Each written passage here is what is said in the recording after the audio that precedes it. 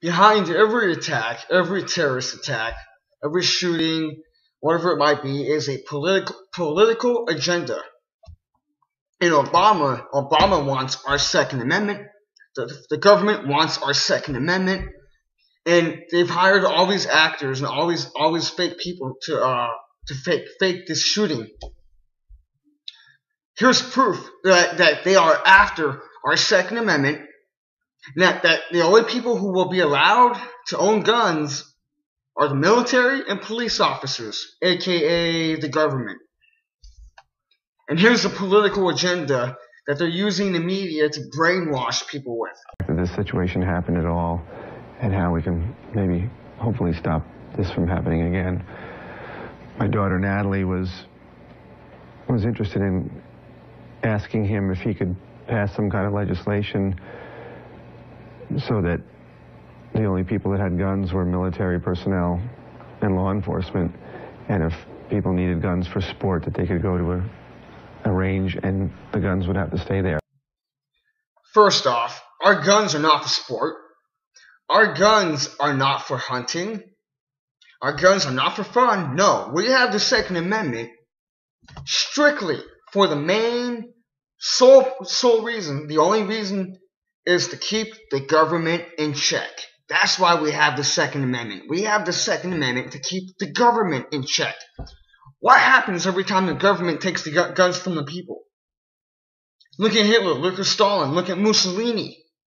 The last thing we want is to have the people disarmed, and the only people to have guns being the government. We don't have our Second Amendment, you freaking idiot. Not you, but the guy on the news.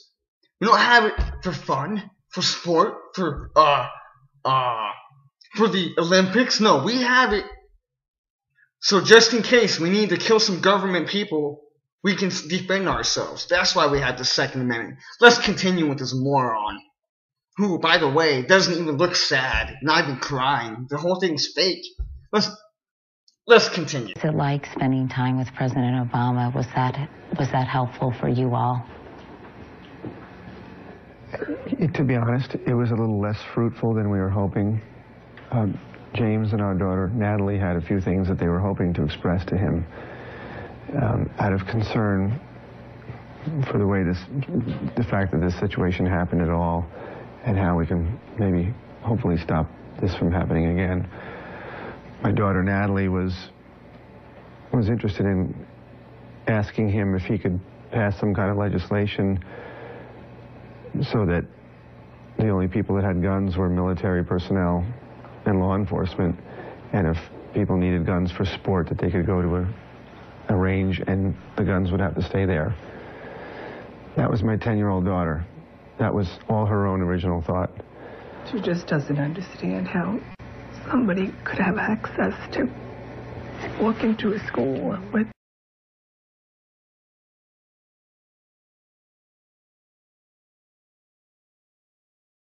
It's okay. Their daughter, who I had on newspaper, one of my sons is friends with James, and their daughter was on the Sandy Hook School newspaper that I ran, and she had wanted to ask President Obama a question when they met before the vigil, and she was one of my best reporters, and this really, she is one of these really gung-ho little kids, but she obviously was intimidated.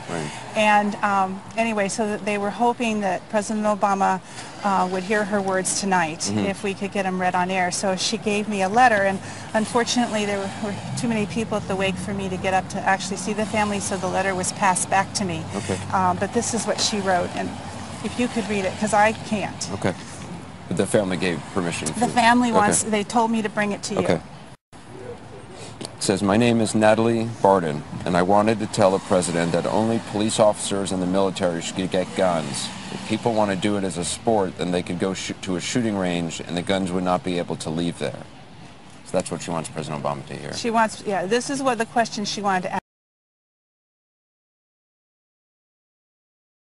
Columbine, Virginia Tech, Tucson, Aurora, Fort Hood, Oak Creek, Newtown, Newtown, Newtown.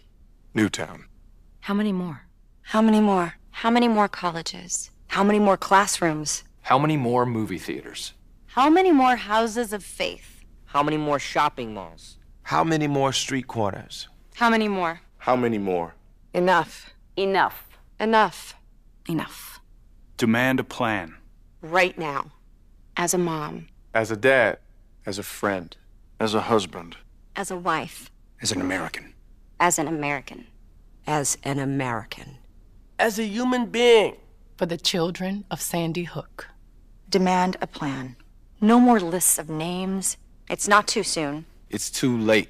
Now is the time. Before we all know someone who loved someone on that list. No more lists. No more. Who they might have been. No more. If we had just done something yesterday. It's time. We can do better than this. We can do better than this. It's time. It's time. It's time for our leaders to act. Demand a plan. Right now. Right now. You! Demand it! Enough. Enough. Enough. For a man who is a patriot, who purports to love his country, that was quite shocking disrespect to your president. Let me put it in official CNN Piers Morgan interview terms, shall I? Yes. My limey friend? Yes. Anybody that wants to disarm me can drop dead. Anybody that wants to make me unarmed and helpless, people that want to literally create the proven places where more innocents are killed, called gun-free zones, we're going to beat you. We're going to vote you out of office or suck on my machine gun. You can take it whichever way you want. Much as I'd love to suck on your machine gun, the whole point of your defense is that a lot of people do drop dead precisely because you are armed to the teeth, and you'd like everybody else to be. Not true at all. Piers, people, write this down. See, you're so British. You write this down. 80 people a day die in America from gunshots. And 75 of them to 78 of them, statistics by the Uniform Crime Report by the FBI and the UN Study on Violent Crime, 78 of those 80 are let out of their cages by corrupt judges and prosecutors who know that recidivism is out of control, know that they'll commit the crimes again, and they let them walk through plea bargaining, early release, and programs. They still Kiss my ass. Yeah. Where you have the most armed citizens in America, you have the lowest violent crime rate. Where you have the worst gun control, you have the highest crime rate.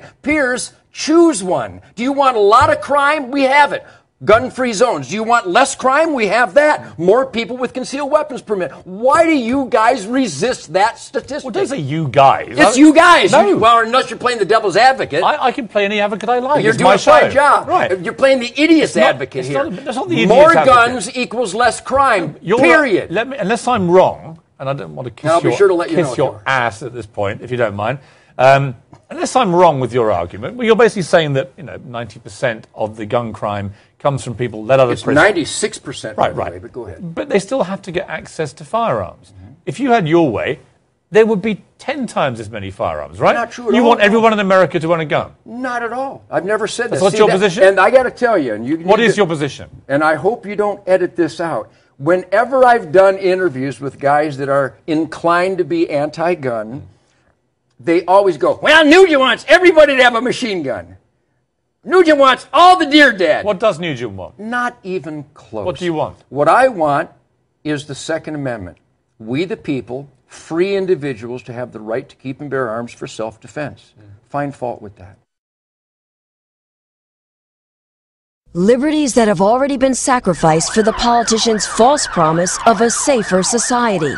Gun bans that, as predicted, have simply backfired. We've seen about a 40% increase in firearms crime since the ban was introduced. That is not a success in my book. We need to be armed, we're not safe any longer. Everything is changing. It's very simple. The authorities have no way of controlling criminals, so they control the law-abiding because we're an easy target. And now, some members of Parliament are questioning the government's anti-gun agenda, an agenda that has, without a doubt, failed. The use of weapons in crime has risen dramatically. And it's very difficult to get government departments to openly accept the fact. Politicians refusing to face the facts, while the police are forced to every day. It's totally out of control. This police officer, who feared he'd lose his job for speaking out, asked to remain anonymous. He said for the first time ever, bobbies are carrying firearms, but they're still outgunned by criminals who can buy whatever they want on the black market. Every officer now in this country gets issued with body armour. When I joined the police service back in the 80s, we didn't have any of this. We had a wooden truncheon and a set of chain link handcuffs. The firearms laws have been tightened up since. Why do we still need this equipment? Simply because the criminals have the weapons and they're prepared to use them. Gun policy's gone tragically wrong, and police morale at an all-time low. I feel let down by the politicians, by the senior management in the police. I feel at present I cannot give the public the service they demand and expect. And as this officer made very clear, it's a law built on a lie. The politicians, basically, they have misled the public. They said, if we ban handguns, the country's going to be a safer place. They ban the handguns, the country is not a safer place. Why are British people not to be trusted? And I think that says a lot about the government. Citizens left defenseless, now victims of the very laws passed to protect them. A gun buyback that forced law-abiding citizens to surrender their firearms in a nationwide roundup and meltdown of all semi-automatic firearms and pump-action rifles and shotguns. 640,000 ordinary conventional firearms confiscated and destroyed. It was an absolute joke and a tragedy. I actually turned in 3 firearms. And it broke my heart. I mean, it was 40 years of collecting, and I can't say it any other way than that. I felt sick. I had to hand them in, because if I didn't, I was going to jail. There's no ifs or buts about that. By taking that gun away from me, they've stolen something from me. A right stolen by their government, promising safety in return for its gun bans. But now citizens know the frightening truth. The cost of lost liberty can be measured in the loss of life. It's become very, very obvious, even to Blind Freddy, that the expenditure of $500 million has done absolutely nothing to reduce crime. It certainly didn't do what the government touted it would do, which was to reduce crime. It hasn't done that at all. In fact, there's been more. This has been a lot of bull and hasn't really done much to help society and with its problems. Cold, hard facts the anti-gun forces can no longer escape. Armed robberies have skyrocketed, up 69%. Assaults involving guns rose 28%. Gun murders increased 19%. And a new phenomenon, home invasions jumped 21%.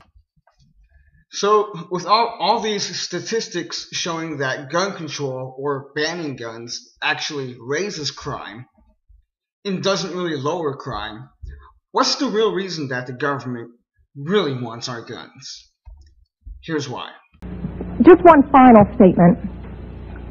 I've been sitting here getting more and more fed up with all of this talk about these pieces of machinery having no legitimate sporting purpose, no legitimate hunting purpose.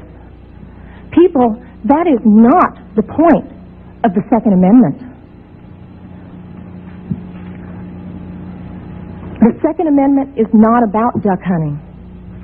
And I know I'm not going to make very many friends saying this, but it's about our right, all of our right, to be able to protect ourselves from all of you guys up there. They want our guns so they can take away our Constitution, take away our freedoms and our rights, so that they can go along with their new world order agenda. That's what this is really about. They want to minimize resistance, minimize the amount of people who have guns and the amount of people who can buy guns, so that when the time comes to start putting people in FEMA death camps and to have their new world order, there's not going to be people out there who will be able to fight back when this happens. That's why they want our guns. Stay tuned for part 3. I will prove this whole thing was staged, it was acted out. The Connecticut shooting, it didn't happen. It was all fake for a Constitution.